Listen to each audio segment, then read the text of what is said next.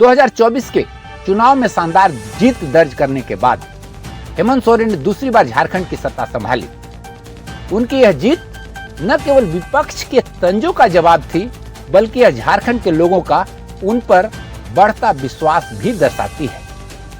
हालांकि सत्ता में वापसी के साथ ही हेमंत सोरेन के समक्ष कई नई राजनीतिक, प्रशासनिक और आर्थिक चुनौतियां खड़ी हो गई। इन्हीं के बीच झारखंड के विकास और प्रगति की संभावनाओं का सफर भी छिपा है। आइए जानते हैं उन चुनौतियों और संभावनाओं को जो हेमंत 2 सरकार के समक्ष साल 2025-26 में आने वाली है। सबसे पहले बात कर लेते हैं राजनीतिक चुनौतियों की। हेमंत सोरेन की कैबिनेट में सामान्य वर्ग का कोई प्रतिनिधित्व नहीं है। झारखंड के 15% समान वर्ग का वोट बैंक सरकार की नीतियों पर सीधा प्रभाव डालता है। इसके अलावा मंत्रिमंडल में राष्ट्रीय स्तर के अनुभवी और प्रभावी चेहरों की कमी एक और बड़ी नई चुनौती है। सामान्य वर्ग को अपने साथ साधे रखना और राजनीतिक संतुलन बनाना हेमंत सरकार के लिए एक बहुत बड़ी चुनौती होगी। झारखंड मुक्ति मोर्चा, आरजेडी और कांग्रेस के गठबंधन में मतभेदों की संभावना हमेशा बनी रहती है। ऐसे में गठबंधन को मजबूत बनाए रखना सरकार के लिए एक चुनौती होगी। साझा उद्देश्यों पर ध्यान केंद्रित करते हुए संवाद और समन्वय को यदि प्राथमिकता यह सरकार देती है तो वह चुनौतियों का सामना कर सकती है। यदि हम प्रशासनिक चुनौतियों की बात करें तो सबसे पहली चुनौती है ब्यूरोक्रेसी में सुधार। झारखंड की प्रशासनिक मशीनरी में प्रखंड और अंचल स्तर पर सुधार की नितांत आवश्यकता है। भ्रष्टाचार और जवाबदेही की कमी सरकार के लिए एक बहुत बड़ी चुनौती है।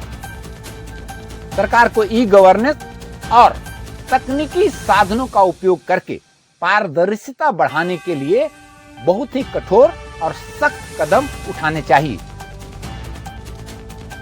झारखंड में जमीन के रिकॉर्ड और उनके स्वामित्व को लेकर अक्सर विवाद होते देखा जा सकता है। डिजिटलाइजेशन की धीमी और विवादित प्रक्रिया इस समस्या को और बढ़ाती है।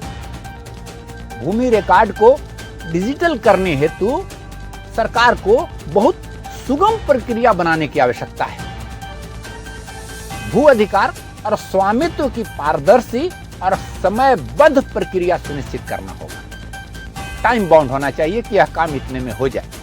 तकनीकी साधनों और सॉफ्टवेयर की मदद से ग्रामीण और शहरी क्षेत्रों में जमीन से जुड़े विवाद कम करना सरकार की प्राथमिकता में शामिल होनी चाहिए। बेरोजगारी और शिक्षा व्यवस्था की गुणवत्ता झारखंड के विकास में बाधक है। प्रतियोगी परीक्षाओं में पारदर्शिता की कमी ने युवाओं के बीच असंतोष पैदा किया है। सरकारी और निजी क्षेत्रों में रोजगार के नए अवसर सृजित करना तथा डिजिटल शिक्षा और कौशल विकास के माध्यम से युवाओं को सशक्त बनाना नितांत जरूरी है।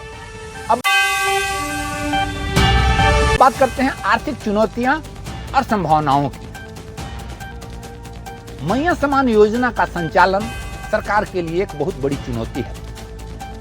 हेमंत सरकार ने महिलाओं के लिए मैया समान योजना शुरू की है, जिसके तहत गरीब और मजदूर वर्ग की महिलाओं को हर महीने 2500 रुपए की आर्थिक सहायता दी जानी है। इस योजना के सफलता के लिए नियमित और पर्याप्त फंडिंग की आवश्यकता होगी।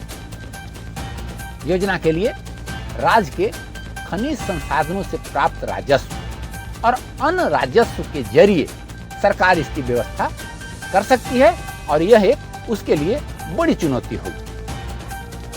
झारखंड खनिज संपदा से भरपूर है, लेकिन इसका उपयोग अभी तक प्रभावी नहीं है।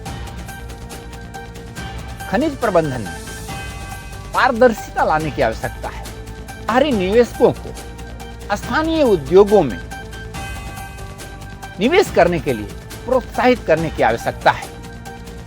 झारखंड को डिजिटल झारखंड बनाने की आवश्यकता है। रांची, जमशेदपुर जैसे शहरों को औद्योगिकीकरण और तकनीकी रूप से उन्नत बनाकर झारखंड को डिजिटल झारखंड बनाया जा सकता है।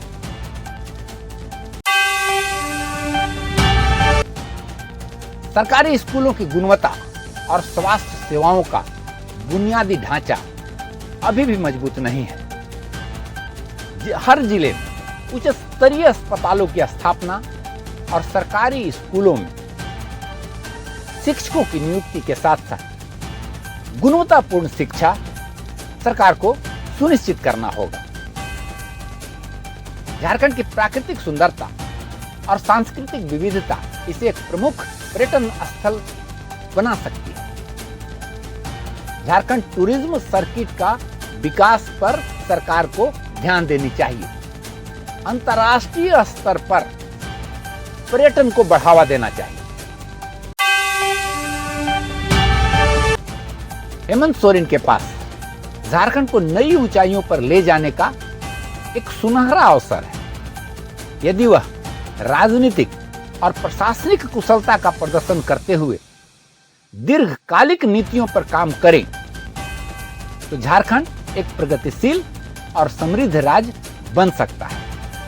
हेमंत सोरेन सरकार के सामने चुनौतियां तो हैं, लेकिन इनसे निपटने की कुशल रणनीति के जरिए झारखंड के विकास की नई संभावनाएं भी सामने आ सकती हैं। 2025, 26, 27 हेमंत सोरेन के लिए अवसरों और बदलावों का वर्ष साबित हो सकता है। इसी तरह की जानकारी, खबर के लिए हमारे चैनल को लाइक और सब्सक्राइब करना न भूलें। धन्यवाद।